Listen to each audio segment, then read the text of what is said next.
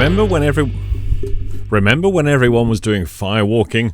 It was the public spectacle that people did in order to promote or launch their business. It was made popular initially, I believe, I might be wrong, by Tony Robbins. Spectacular big events, you can just chant cool moss as you march across the hot coals. Now, I did a firewalk. I was part of a group in Southampton. Actually, I lived right by the university, and one of the people from the group said, "Oh, do you know there's a skeptic society in the university?" I went, "Oh, didn't know that." And this weekend, they're doing a firewalk. So I went along on the Saturday, and it was a one-day event. The physics department had hired in a magician and mind reader, absolutely amazing man, who did a lot of stuff on cold reading and mentalism and so forth. He's even written a book called The Full Facts of Cold Reading, something I highly recommend. It was really what got me started and interested in a lot of the stuff around mentalism and magic tricks. I subsequently joined the Magic Circle and wanted to know all about how to do magic. I did. I learned how to do magic, except I couldn't do it. I understand the methodologies. I never really developed the skills by which to replicate that.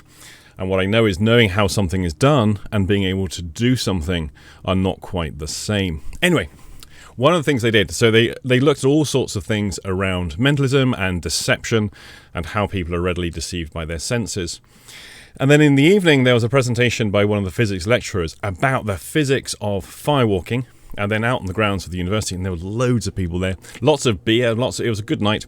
The hot coals were rolled out, and we all walked across them. Now, when you stand in front of those hot coals, it's quite impressive, actually. The collective heat radiating off this was quite something. And I've got to be honest, despite being the complete skeptic and understanding the physics, before I stepped foot on those coals, I was a little bit apprehensive. Cool, wet moss wasn't going to do it for me. But I understand the physics. I marched across it absolutely fine. Now, here's the physics. It's very easy. You've got to use charcoal that's a light wood. Don't use heavy hardwood because it burns too hot. You see, if you put something into the oven, bake a cake at 200 degrees, when that cake comes out of the oven, every single thing in the oven is 200 degrees. You can put your hand on the cake just momentarily, quite easily. It's 200 degrees. But because of its density, it's not going to conduct the heat. Now, you put your hand on the metal tray, just for a moment, you're going to burn yourself. So, it's simple physics, but as I say, knowing how something is done and being able to do something isn't always the same thing. And so what we started to see over the years as people jump in on the action, they've got to get their firewalking in, it's very fashionable, it's a good public spectacle. Things started to go wrong, and there's all sorts of stories around people getting burned. One UK trainer managed to put 7 people in the hospital. Oh, that's going to be a painful set of feet.